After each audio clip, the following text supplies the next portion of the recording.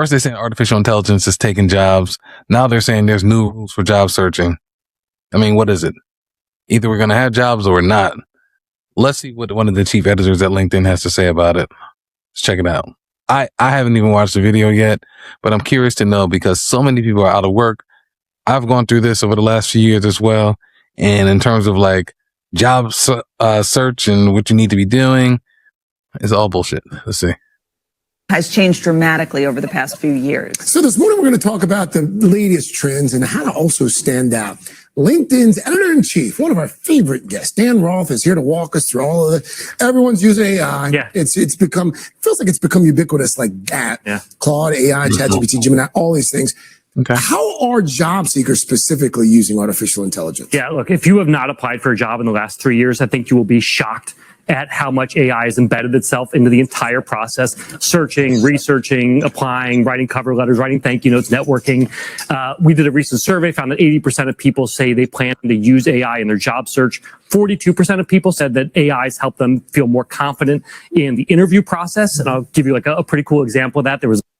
I'm curious, how many of you actually use artificial intelligence on the job search? It's funny because at the beginning of the video, they said, I'm curious, how are job seekers using artificial intelligence as opposed to how the company's leveraging it? They've been leveraging, ATS and all these systems for years. And now that, we have the opportunity to leverage artificial intelligence on the other side, now it's become a problem. So let's see what he has to say. The guy left a comment recently saying that he went into Claude, said, here's a job I'm applying for. You're the hiring manager. Okay. Look at this job, look at me, and then come back with any concerns or see whether I'm a culture fit. And it found a couple yellow flags that he had to deal with before going into the interview. That's so smart. It can help you. It can also flatten you. One thing to be careful of is every recruiter I talk to now says, every resume looks perfect. Every cover letter is perfect. So standing out is more difficult than it has been in the past. You got to find ways. Here we go. So now it sounds like they're making up a reason as to why they're not actually looking at the candidates anymore. They're like, oh, everyone looks so perfect. Everyone, but I thought, you won't be replaced by AI. You'll be replaced by someone that knows how to use it. So now everyone knows how to leverage artificial intelligence to try to get a job because they were laid off from their job because the company replaced them with artificial intelligence. But now they're using artificial intelligence to try to get a job. And now they're saying, oh, everyone's too perfect. Well, I mean, aren't I supposed to know how to use AI? So, this is what gets me. And so at the same time, that means, I remember when I was going through that process a few years ago, 1,000 resumes submitted or job applications. It's literally just tracking. And so, it's not fair. And so they say, well, we're not going to look at all these applicants because they're leveraging AI. And back then, it wasn't even that much. I mean, we had AI, but it wasn't as good as it is now, right? That means they're going to go back to kind of hiring their friends and family. Or their friend, the AI agent from Claude, right? But it just gives them a reason not to hire people. It just gives them an excuse. Like everybody's perfect. No one is standing out. Everyone is using AI to kind of game the system. Let's see where he's going. To make sure that you express what it is that you uniquely do. Well, to that point, though, if everyone's using... Express what it is that you uniquely do. Well, to that point, though, if everyone's using... Yeah. I mean, how can you express what's unique to you if you don't even get an interview? I mean, that's the typical fucking, interview process anyway, right? That you're supposed to go in. So that's not a tip. Everyone knows that. Make sure authenticity comes through. Express what experiences unique to you. Come on, guy. This is basic. We got to come harder than this. This can't be the answer. Sort of the same tools. How do you stand out? Yeah. So number one is you have to talk about the areas that you are, where you've shown impact, where you have driven something within your company. You want to be. Again, anyone that's he must be talking to people coming out of college or something, because where you've made an impact, again, that's how you write your resume, and you speak to your resume. You show how you've created an impact and what you've done. I don't know. Ready with examples. So once you get to the actual interview, so first of all, the interview process has changed. The first interviews you're going to do are probably with a robot at this point, like a chatbot, or you have to answer questions on a phone. So you submit your video questions, and then that gets sent. So look how they're leveraging artificial intelligence on their end, right? But they're saying, it's kind of not fair because you're leveraging artificial intelligence as well. So we're going to war with AI. We're leveraging AI and they're not happy about it. So what recruiter is he talking to? If the recruiter is the AI, is he talking to AI, or did they let go of all the recruiters and they just have one, chief recruiter that's managing multiple bots that do the interviews? Shit is just not fair. Look at his face. He's like, because he has to come up here every month and talk malarkey, man. This is crazy. Through AI, and then it comes back, and you can see whether you actually get to a human interviewer.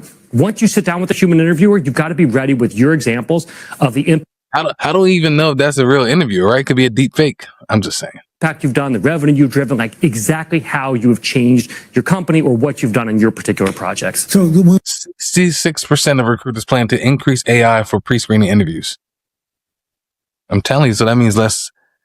6%. How about this? How about 66% of companies plan to use AI recruiters instead of real recruiters? Again, jobs being taken by AI. I mean, the writing's on the wall. They're trying to spin this, but at the end of the day, let me give it to one more minute and then we're just going to talk. we talk about that pre-interview, Dan. I would guess that even if you're doing it with AI, you still need to make an impression. And so you probably should do the same things you would do if you were doing a live interview. I mean, it's a great call. That is 100% right. You have to prepare. It can be awkward, off-putting to go and talk to a chatbot. You should prepare for this. You should do the same kind of prep that you would do for a human interview with an AI interview. So you have to.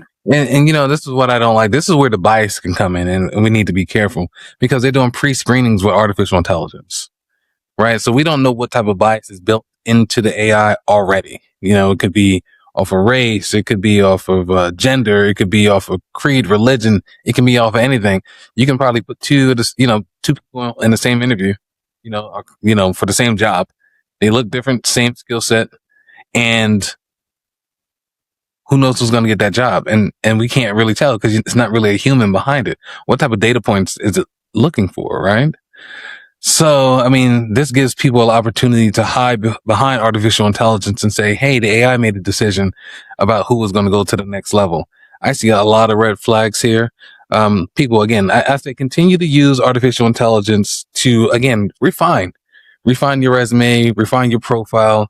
Obviously, there are a lot of people that have, skills in a lot of different areas. Maybe they're not the best writer. Maybe they don't know how to really set up their LinkedIn profile, to shine and be a superstar. Maybe their resume is outdated, right? But doesn't mean that they don't have an experience. Well, that's not fair because they probably do have the experience and maybe their resume probably wouldn't, score well.